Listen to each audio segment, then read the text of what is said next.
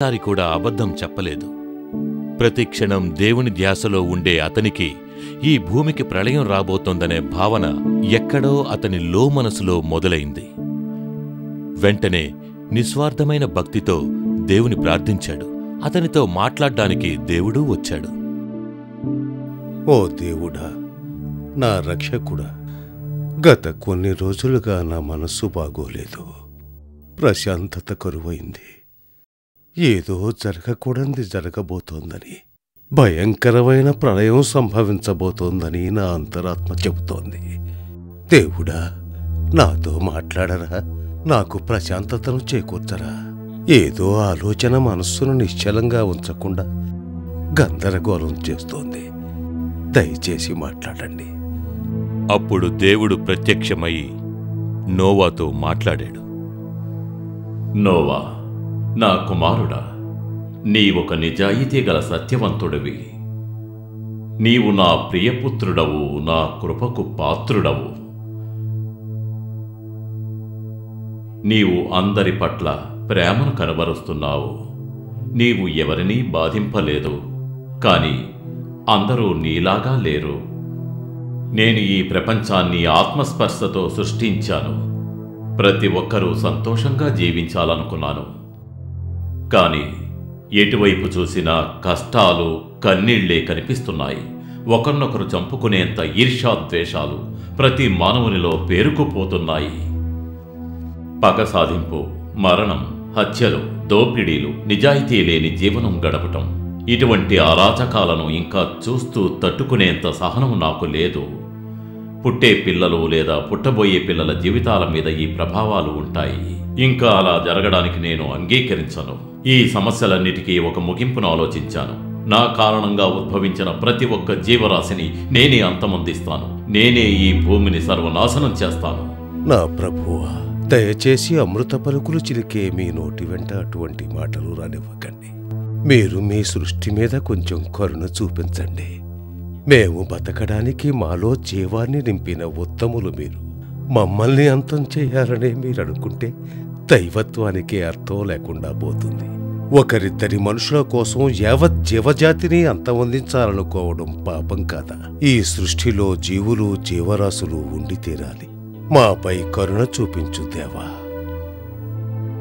Noah, ఈ భూమి పూర్తిగా స్వార్థంతో కలుషితమైపోయినది. ఇలాంటి స్థితిని నేను చూస్తూ ఊరుకోలేను. మా మీద కోపాన్ని ప్రదర్శించుకో ప్రభువా.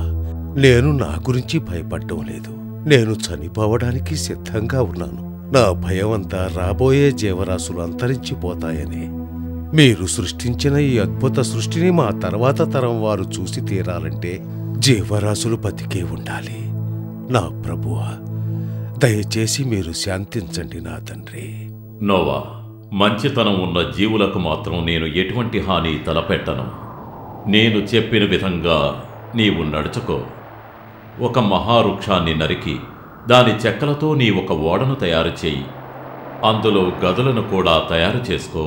300 అడుగుల వెడల్పు, 50 అడుగుల పొడవు ఉండేలా నిర్మించు. ఆ 30 అడుగుల వెడల్పున్న ఓడకు ఒక కిటికీని తయారు చేయి. దానిని 3 విధాలుగా ఉండేలా నిర్మించు. నీవు నీ కుటుంబం అందులోకి వెళ్ళిపోండి. నేను జలప్రలయం సృష్టించి ఈ లోకాన్ని సర్వనాశనం చేస్తాను. కానీ నీవు, నీ భార్య, నీ బిడ్డలు, నీ వల్ల రక్షింపబడే జీవరాశులు మాత్రం సురక్షితంగా ఉంటారు. కానీ నీవు రక్షించి తీసుకువెళ్లే జీవరాశులలో ఒక ఆడ, ఒక మగగా తీసుకువెళ్ళి రక్షించు. దానివల్ల ఆ జీవజాతి సంతతి వృద్ధి చెందుతుంది. దాదాపు 40 రోజులకు సరిపడా ఆహార పదార్థాలను నీకు, నీ కుటుంబానికి, నీ కూడా రాబోయే జీవులకు తీసుకువెళ్ళు. ప్రియమైన ఓ నా తండ్రి, నా మీద మీరు ప్రదర్శిస్తున్న జాలికి ధన్యుణ్ణి. మీరు చెప్పిన విధంగా నేను నడుచుకుంటాను. నోవా, మానవ జాతిలో నాకు నచ్చిన ఏకైక వ్యక్తివి నువ్వే. నిన్ను ఓడ తయారు చేయమనడానికి కారణం నీవు చనిపోకూడదని. రాబోయే 40 రోజులు, 40 రాత్రులు ఎడతెరపి లేకుండా తుఫాను, వరదలు సృష్టిస్తాను. నేను సృష్టించిన ఈ ప్రపంచంలో చిన్న సూక్ష్మజీవి కూడా ఉండకుండా నాశనం చేస్తాను. నీ కూడా ఉన్న జీవజాలం మాత్రం తప్పక ప్రాణాలతో ఉంటాయి. నా ప్రభువా, నేను ఏ జన్మలో ఏ పుణ్యం చేసుకున్నానో నాకు తెలియదు. నాకు ఈ భాగ్యం ప్రసాదించినందుకు కృతజ్ఞుణ్ణి. మీరు ఇష్టపడినట్టే కార్యక్రమాన్ని నిర్వర్తిస్తాను. నోవా దేవుని మాట ప్రకారమే ఒక ఓడను తయారు చేసి అందులోకి వెళ్ళాడు. అతనితో పాటు అతని భార్య, 3 పిల్లలు మరియు పిల్లల భార్యలు అందరినీ తీసుకుని లోపలికి వెళ్ళాడు. అంతేకాకుండా మృగాలను, పక్షులను, భూమిపై జీవిస్తున్న జీవం ఉన్న వాటన్నిటినీ తనతో పాటు తీసుకుని వెళ్ళాడు. తనతో పాటు చిన్న చిన్న చేపలను తీసుకుని వెళ్ళాడు. 7 రోజుల తర్వాత వర్షం కురవసాగింది. వర్షం కుండపోతగా కురుస్తూనే ఉంది. ఏమాత్రం తగ్గలేదు. సూర్యుని వద్ద నుంచి కాంతి కూడా రాలేదు. మబ్బులు కారుమబ్బులుగా మారడం మొదలయ్యాయి. భూమి మీదున్న నీరు ఎండేందుకు అవకాశమే లేదు. సముద్రపు నీరు ఊళ్ళోకి ప్రవహించింది. చెట్లు వేళ్లతో కుప్పకూలాయి. అందరి ఇళ్ళు నీళ్లల్లో మునిగిపోయాయి. ప్రజలు నివసించేందుకు చోటు లేక తప్పించారు.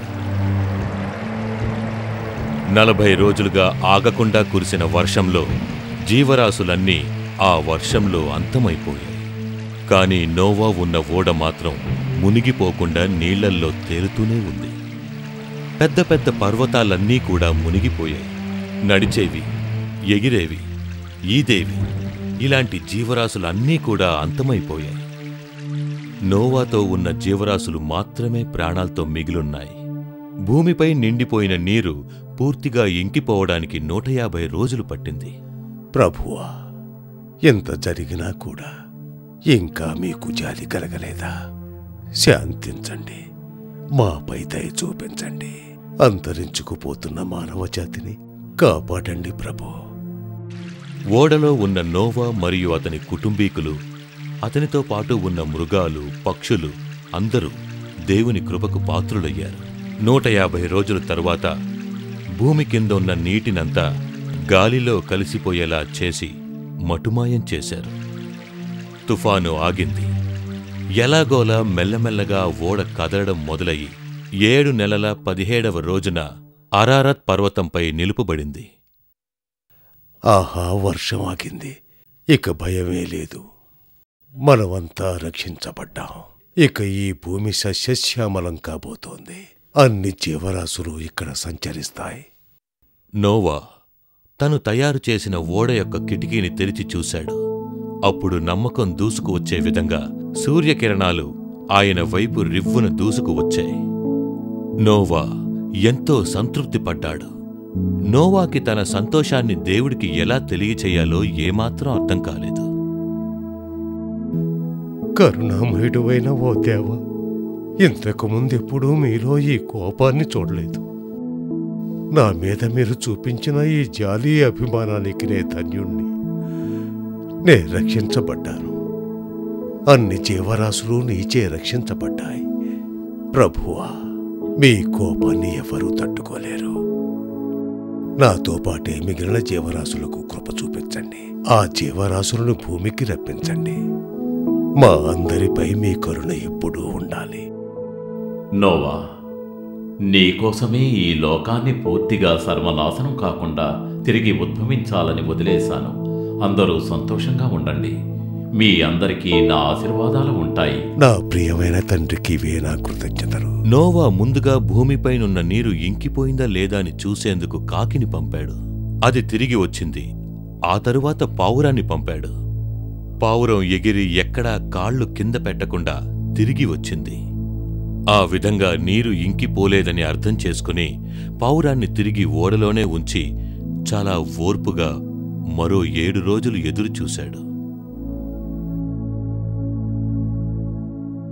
ఆ తర్వాత ఒకరోజు ఆహారం కోసం బయటికి వెళ్లిన పావురం తన ముక్కున ఆలివ్ ఆకును తీసుకురావడం చూసిన నోవా నీరు ఇంకిపోయిందని అర్థం చేసుకున్నాడు. అయినా కూడా మరో 7 రోజులు ఎదురుచూసి మరలా పావురాలను పంపాడు. అవి తిరిగి అతని వద్దకు రాలేదు. ఇప్పుడు బయటికి వెళితే జీవరాశులన్నీ ఎటువంటి ఇబ్బంది లేకుండా ప్రశాంతంగా జీవించొచ్చని అర్థం చేసుకున్న నోవా అందరినీ స్వేచ్ఛగా భూమి మీదకు వదిలాడు. 600వ సంవత్సరం మొదటి నెల మొదటి రోజున నోవా ఓడ నుంచి బయటికి వచ్చి నీరు ఇంకిపోయిన భూమిని చూశాడు. నాతో ఉన్న నా పిల్లలు ఈ జీవరాశులు మీకే తెలుసు ప్రభువా. ఈ భూమి ఊపిరి పోసుకుంది. భూమి సస్యశ్యామలమై నీటితో నిండి ఉంది. నా దేవుడిప్పుడు కరుణామయుడే. కోపాన్ని దిగమింగి శాంతమూర్తయ్యాడు. ఈ క్షణమే ఇక్కడి నుంచి మన ప్రదేశాలకు వెళ్లి అందరం ఆనందంగా జీవిస్తుంటే మనల్ని చూసి ఆ దేవుడు సంతోషిస్తాడు. నోవా దేవునిపై ఉన్న తన భక్తిని తెలియచేయటానికి తను ఒక దైవపీఠాన్ని సృష్టించి కృతజ్ఞతలను చాటుకున్నాడు.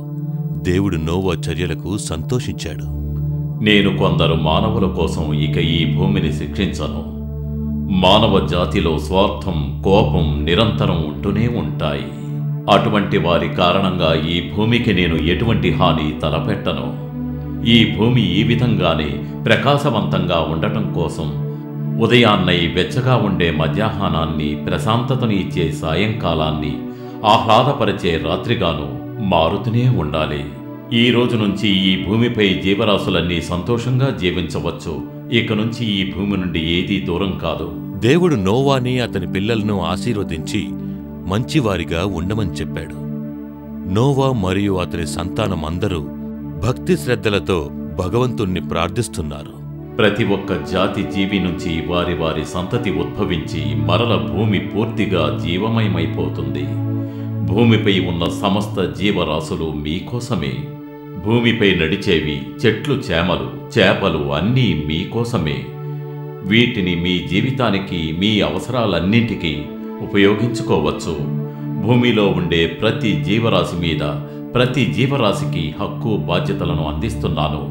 నేను మరోసారి ఈ భూమిని నాశనం చెయ్యను. మీకు ఆ జన్మాంతో రుణపడుంటాం ప్రభువా. ఓడ నుంచి సృష్టిలోకి జంతువులను, మృగాలను, పక్షులను ఇలా అన్నింటినీ తీసుకొచ్చారు. ఎంతో కాలం తర్వాత సూర్యుని చూసిన ఆ జీవరాశులన్నీ ఎంతో సంతోషంతో పరవశించిపోయాయి. దేవునికి కృతజ్ఞతలు తెలుపుకుంటూనే ఆయన సృష్టించిన ఈ భూమిలో తమ తమ స్థానాలకు వెళ్లి తమ జీవితాలను సంతోషంగా అనుభవించాయి. నోవాకి సేమ్, తామ్, యాబేత్ అనే 3 పిల్లలు ఉన్నారు. ఈ సంభవం తర్వాత నోవా 305 సంవత్సరాలు జీవించాడు. నోవా జీవితకాలం మొత్తం 950 సంవత్సరాలు. లోకంలో మొత్తం జనసంతతి అంతా నోవా మరియు ఆయన 3 కుమారుల ద్వారానే ఆరంభమైంది. అన్ని జీవరాశులకు జీవించే అవకాశం రావటానికి కారణం నోవా యొక్క ఆ ఓడే. ఆయన కుమారులైన సేమ్, తామ్ మరియు యాబేత్ తమ వంశాలను వృద్ధి చేసుకున్నారు. అన్ని జీవరాశులు కూడా అదే విధంగా తమ సంతతిని వృద్ధి చేసుకుని భూమిని జీవమయం చేశాయి.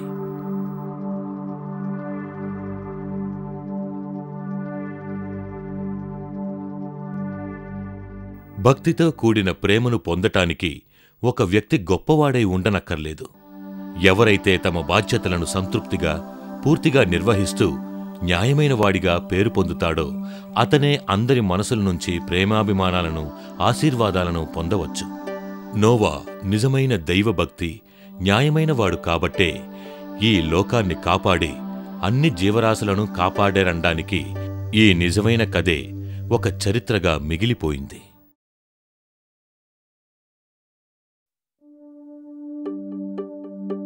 ప్రియమైన పిల్లలు, ఈ అద్భుతమైన ప్రపంచాన్ని చూసి మీరంతా ఆనందించారనుకుంటాను. ఈ పయనంలో సముద్రాలు, పర్వతాలు, ఎడారులు, అవే కాకుండా మీకిష్టమైన మృగాలు, పక్షులు అన్నిటినీ చూసి సంతోషించారనుకుంటాను పిల్లలు. ఈ కథలోని నీతిని ఎన్నటికీ మర్చిపోవద్దు. మంచివారిగా జీవిస్తూ దేవుని మాట ప్రకారం నడుచుకోండి. సరే పిల్లలు, మళ్ళీ ఒక అద్భుతమైన కథతో త్వరలో కలుస్తాను.